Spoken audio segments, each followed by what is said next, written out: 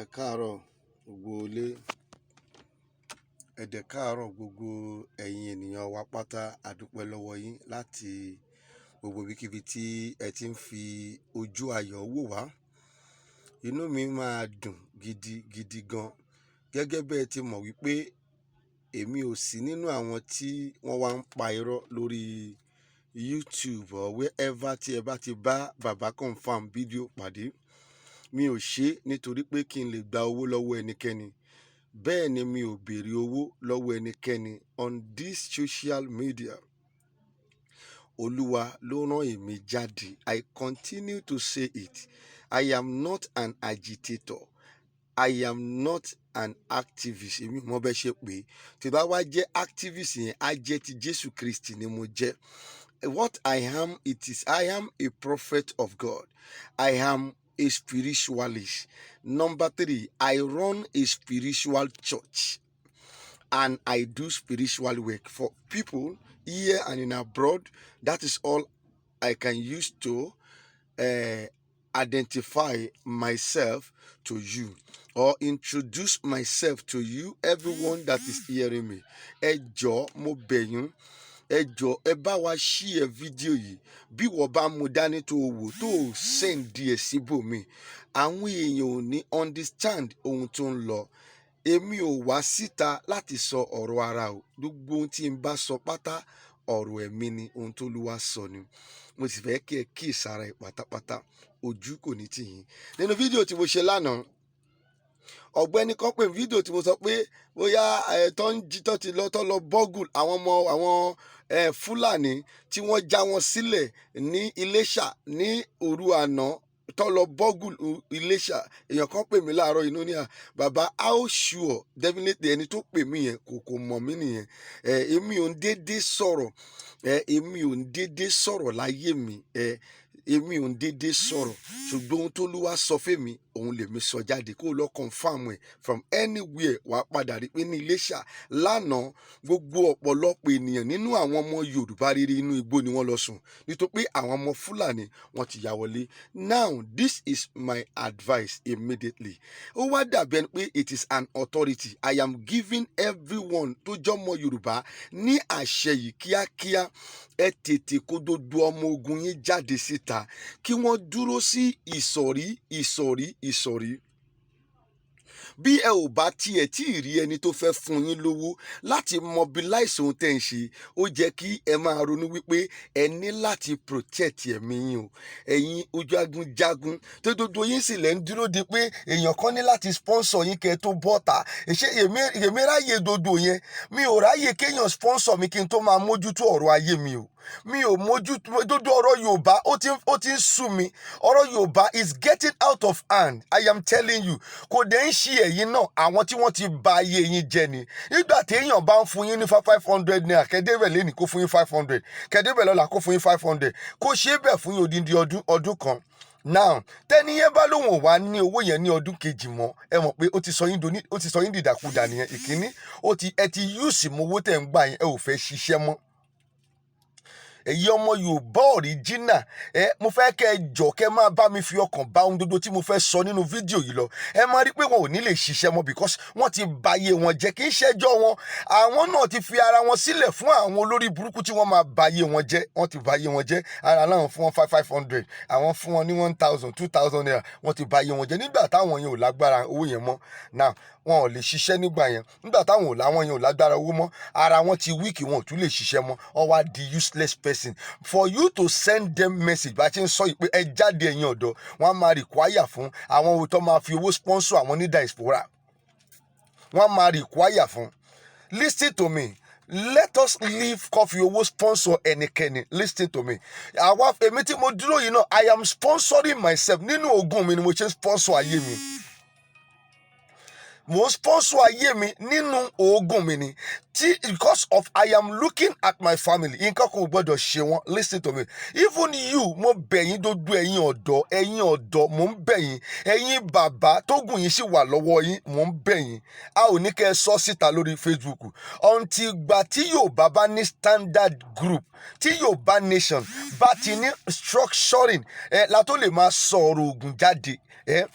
àtó lè máa sọ ọ̀rọ̀ ògùn tó pé tá a bá sọ jáde ṣàìmọye èèyàn ló ń wò wá olè ń wò wá ọlọ́ṣà ń wò wá àwọn kílà ń wò wá àwọn náà láwọn alọ́dọ̀gùn ká tó lè sọ̀rọ̀ ògùn jáde á ti jẹ́ pé a ti ní structuring a ò dẹ̀ tí ní structuring ṣùgbọ́n mo ṣe ń bẹ́ẹ̀ mo ṣe máa sọ lórí ọ̀rọ̀ bá ṣe máa position or structuring mo máa sọ within the little short period mo fẹ́ lò lórí fídíò yìí ṣùgbọ́n mo bẹ̀ gbogbo ẹ̀yin ọ̀dọ́ Ọ̀yọ́ state ni Ọ̀ṣun state ni gbogbo ibikíbi tí gbogbo àwọn ọmọ káàárọ̀ òjíire bá wà ẹ jáde ẹ má dúró di ìgbà tí àwọn èèyàn bá fún yín lówó ẹ rántí pé ẹ ní ọmọ ẹ rántí wípé ẹ ní aya ẹ rántí wípé ẹ ní ẹbí ẹ má jẹ́ kó pa ẹbí yín tí wọ́n bá ti pa ẹbí yín ó ti tán nìyẹn àìmọye àwọn èèyàn ló máa pè mí á máa sunkún wọn ni kò yẹ pé wọ́n ti ẹ̀ pa àwọn yẹn á máa ní dádì ẹ ràn wá lọ́wọ́ àwọn ò ní màmá mọ́ àwọn ò ní bàbá mọ́ òun nìkan lòún wà ẹ worú pains tẹniyẹn wà kó wá padà wá jẹ́ pé ogun ló pa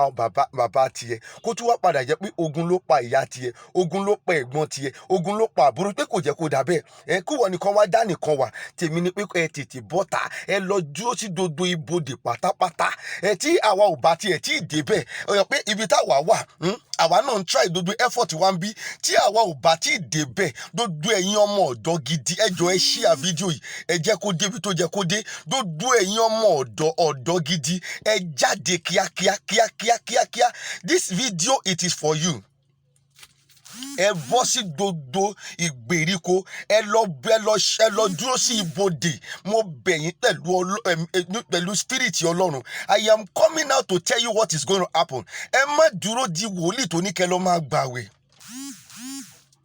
èèyàn kan náà kọ́mẹ̀ntì lórí kọ́mẹ̀ntì mi ní ìtí mo ṣe lóru àná ó wá sọ fún mi pé lẹ́yìn tóun gbogbo ẹ̀ tó ń rí pé I am a liar nǹkan tó sọ ń bẹ̀ ni pé ṣe kíní Noah ó make ark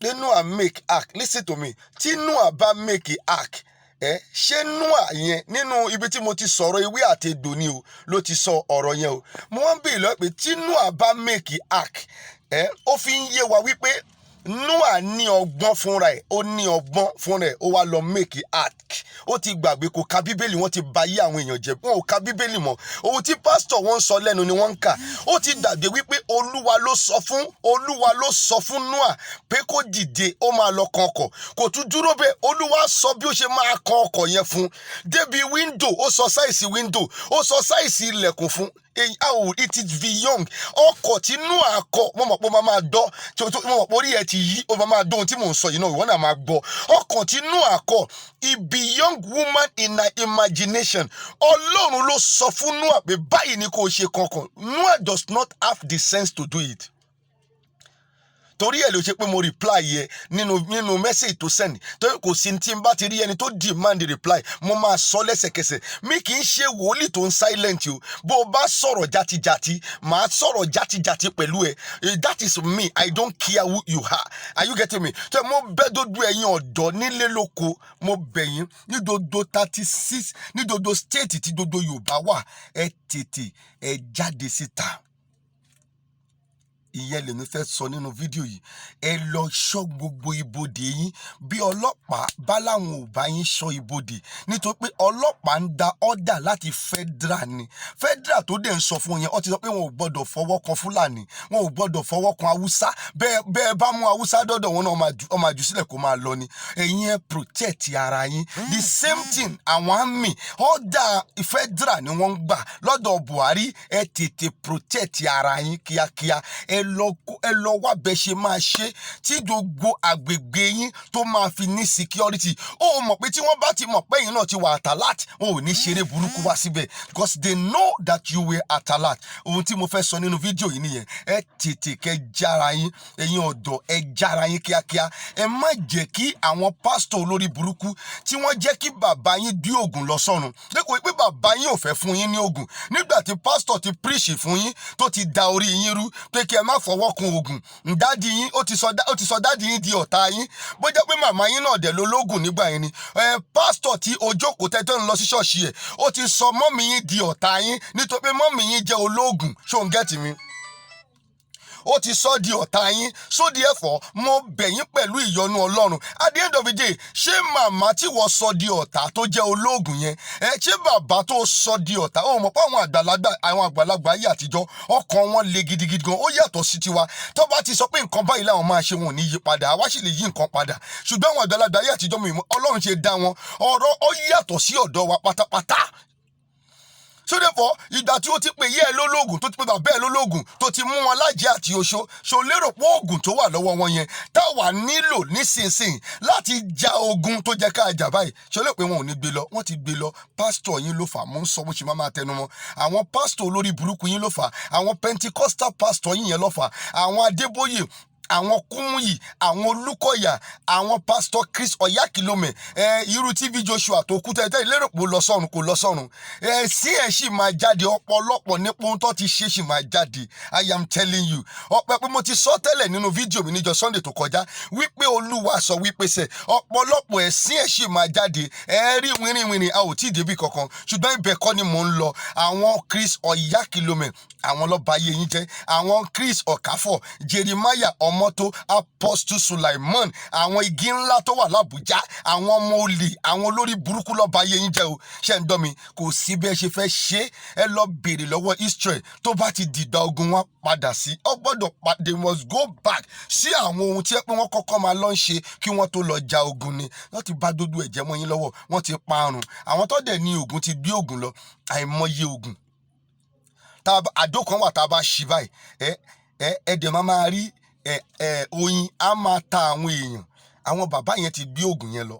Bẹ́ẹ̀ ni mo sọ fún yín, wọ́n ti gbé ogun lọ. A lè yan ọ̀nà fún àwọn èèyàn débi pé tá a bá yan ọ̀nà tán, àwọn ọmọ ìlú yẹn ọ̀nà yẹn ò ní pa wọ́n. Ẹnikẹ́ni tó bá jẹ́ nímì tó bá wọ ìlú, òun lọ̀nà máa pa. Ṣé gẹ́tì mi? Àwọn bàbá ti gbé ogun lọ, ẹ̀yin dẹ̀ lẹ́fà. Àwọn ẹ gbọ́ràn sí àwọn pásítọ̀ olórí burúkú yín lẹ́nu nítorí pé wọ́n sọ pé ogun ò dáa. Ẹ jẹ́ kí n sọ fún yín, Ọlọ́run ló ní ogun. Ẹ lọ kà dáadáa.